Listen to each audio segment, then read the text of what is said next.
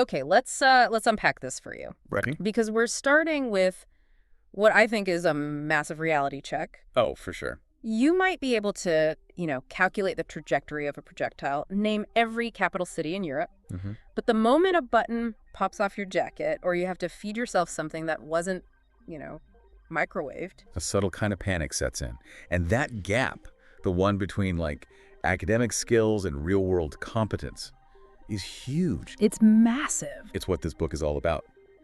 We dove into Adulting 101, Life Skills They Don't Teach You in School by Mr. Biswas.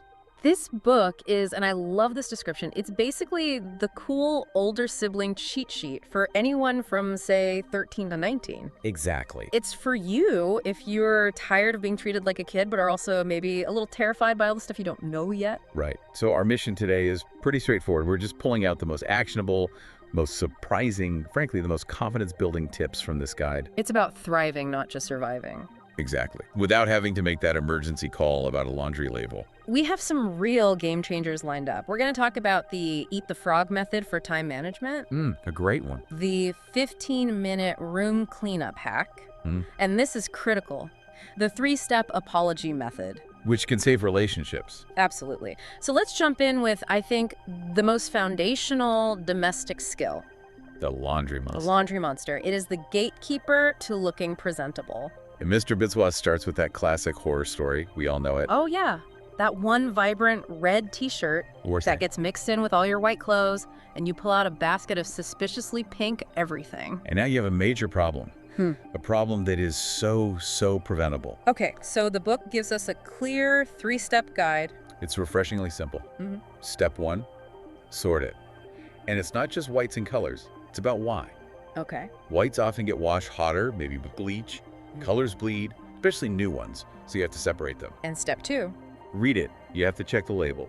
You're looking for that little bucket symbol with a number in it. that's the max water temperature, right? That's the max temp. If you ignore it, you risk shrinkage. And step 3, which is, I think, a life hack for pretty much everyone. Wash it cold. Just use cold water for most things. It saves energy, which saves you money. And it stops your clothes from shrinking or fading. Right. It protects your stuff and your wallet. Simple. The book also has this great little bonus tip for grease stains. Oh, this was good. If you get a drop of oil or butter on a shirt, You put a tiny dab of dish soap on it. just regular dish soap. Yeah, you just rub it in gently, then wash as usual. It's designed to cut grease, and it works. Simple, powerful stuff. Okay, so moving beyond clean clothes, feeding yourself. Yes. Beyond the microwave, The source focuses on 2 essential survival recipes. We're not talking gourmet here. we're talking competence. First up, the perfect scrambled egg. The key here is the fluffiness factor. You whisk your eggs, salt, pepper, and then, this is crucial, a tiny splash of milk or even just water. Why water? It creates steam as it cooks, which makes the eggs fluffy. You cook them over medium-low heat. Now this is the part that changed my breakfast game, the timing. Yes, this is everything. Yeah. The absolute key is to take them off the heat when they're still slightly wet, like maybe 85% done. Because they keep cooking on the plate. Exactly. The residual heat finishes the job, and you get creamy, fluffy eggs instead of dry, rubbery ones. I can practically taste the difference. Okay, recipe number 2. Pasta that isn't a mushy mess. To avoid mushy pasta, you need 3 things. First, a big pot. The pasta needs room to move around. Okay. Second, add a generous spoonful of salt to the water once it's really boiling. It seasons the pasta from the inside out. And third, Set your timer for the shortest cooking time on the package. The second it goes off, drain it immediately. Al dente every time. and before we leave the kitchen, there's a big safety warning. A really important one. It's about distraction. Never ever walk away from a pan on the stove, especially with hot oil. That's how kitchen fires start. It's just non-negotiable. Stay present until the heat is off. Okay, let's shift to small repairs. The book says knowing how to sew on a button is a superpower. I kind of agree. It absolutely is. Hmm. It's about independence. You thread the needle, go up and down through the buttonholes maybe 4 to 6 times, Secure it. and then tie a tight double knot on the back. Done. You just saved yourself a trip to the dry cleaner. Okay, from small details to total chaos. Your friends are coming over in 15 minutes and your room is a disaster zone. This is the 15-minute room rescue. It's a triage approach. The source calls it the trash, close, surface method. So you don't clean, you reset. Exactly. First, trash, grab a bag, and just sweep every wrapper, every piece of junk into it. Don't think, just clear. Step 2? Clothes. Oh. Anything on the floor, on a chair, it goes straight into the hamper or into the closet. No folding, just get it out of sight. And finally, Surface. A quick wipe of your desk, your nightstand. Clearing those flat surfaces instantly makes the room look, 90% cleaner. it's an illusion that works. Okay, we've managed our space, now let's manage people. Starting with body language. Right. It dictates everything before you even say a word. Eye contact is first. You need that Goldilocks zone. Not staring, not looking at the Just floor. Engaging. It shows you're present. And then there's the handshake. Ah, yes. The dead fish hand. The dreaded dead fish. Yeah. You want a firm grip. Not bone-crushing, but confident. It just signals respect right away. So, you've nailed the handshake. Now, what do you actually talk about? The source has a cheat code for this. The F or D method. The F or D method. It gives you 4 safe, easy topics. F is for family and friends. Like catching up with friends this weekend. Simple. O is for occupation. For you, that might be school or a part-time job. What's the most interesting thing you're studying? Okay. R is recreation. Hobbies, sports, what you're streaming. Low risk, easy ways to find common ground. D is dreams, future plans. It's a great question because it shows you're interested in them as a person, not just making small talk. I like that. But these rules change when we go online. The source talks about digital rudeness, or what's it called? Phubbing. Phubbing, phone plus snubbing. It's when you're looking at your phone while someone is talking to you. We've all seen it. We've all done it. And the message it sends is just, my screen is more important than you are. It's incredibly disrespectful. You have to put the phone away. That brings up a good point. Text versus email. When do you use which? Texting is for speed and casual stuff. Emojis, slang, all fine. Email is a formal document. For teachers, bosses, official things. Exactly. It needs a subject line, a proper greeting, and absolutely no slang. But the book is this perfect example. The bad email is like, yo, teach, I missed class. Lol, can I get notes? Right, versus the good email. Subject, absence inquiry. Dear Mr. Smith. It's about showing respect for the other person's time. And since we all mess up sometimes, let's talk about apologizing. A bad apology can make things so much worse. The source has a critical 3-step apology method. Okay, let's break it down. Step 1. Step 1 is the hardest. Say what you did, acknowledge the action. And the golden rule here is no buts.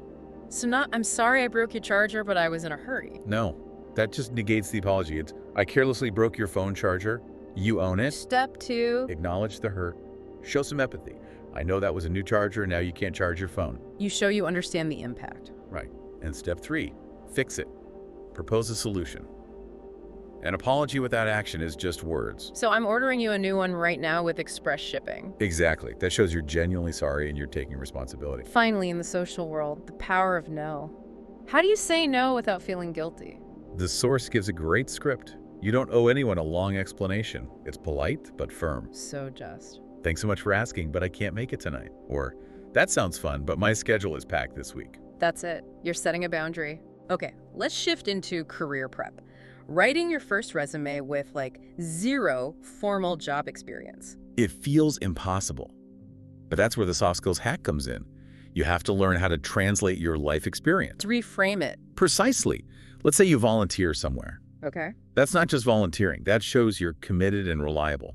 Or even just Chores. chores on a resume. Absolutely. If you manage the family's appointments or mow the lawn every week, that is responsibility. That is time management. So leading a school club isn't just a club. It's leadership. It's project management. You're not lying. You're just framing your experience in a professional way. That's brilliant. But the formatting has to be right. Non-negotiable. Okay. 1 page only if you have limited experience. Check your spelling meticulously. And most important, never ever lie. Okay, so the CV is perfect. You land the interview. How do you nail it? First, appearance. Dress 1 level up from the job. If it's a casual coffee shop job, wear a clean button-down shirt. And timing. The 15-minute rule.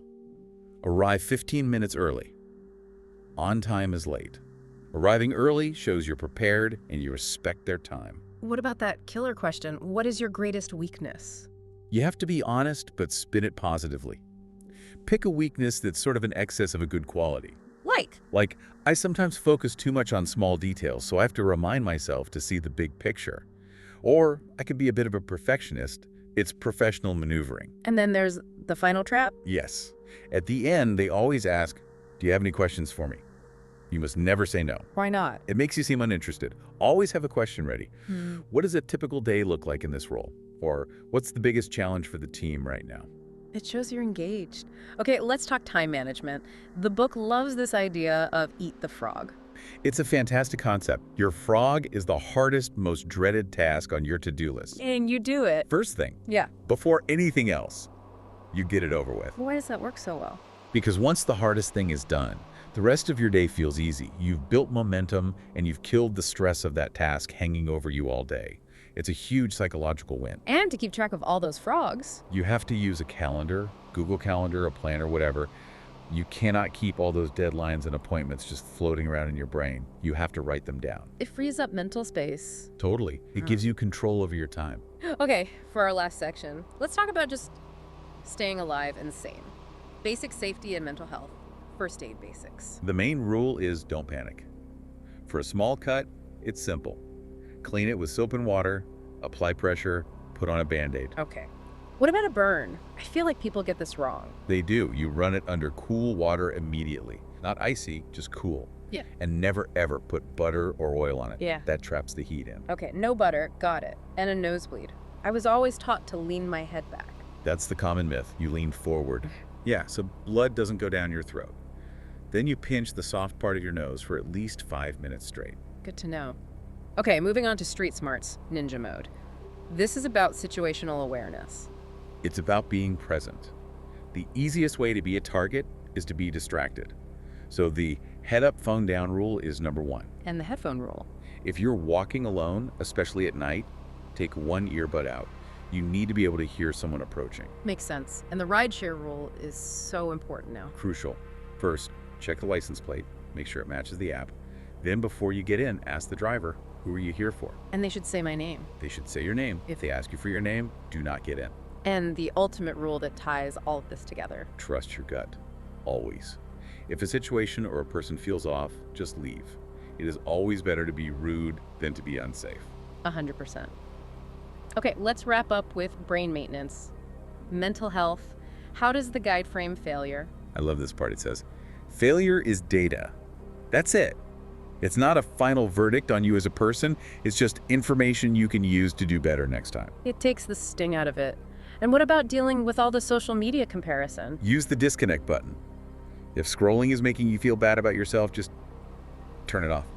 For an hour, for a day, you have to protect your own mental space. And the final piece of wisdom for staying resilient. That asking for help is a superpower, not a weakness. Strong, competent people know when they need support. It's a sign of self-awareness. We've covered so much. I mean, we went from stopping pink socks in the laundry to... Nailing the final trap in a job interview, from scrambled eggs to apologies. Yeah, it's this whole spectrum of skills. And what's really fascinating is that the goal isn't perfection. It's just competence. Yeah. The most successful adults you know are using these exact same tools, a calendar, the eat the frog method, just to manage the chaos. That makes it all feel so much more achievable.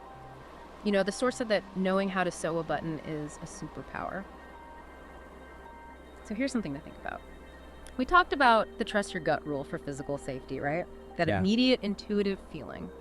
What if we learn to trust our internal systems for everything else? That same level of respect, that feeling of burnout telling you it's time to say no, or that sense of dread that tells you exactly which frog you need to eat first. Maybe that small act of honoring your own internal signals. Maybe that's the most valuable life skill they still don't teach you in school.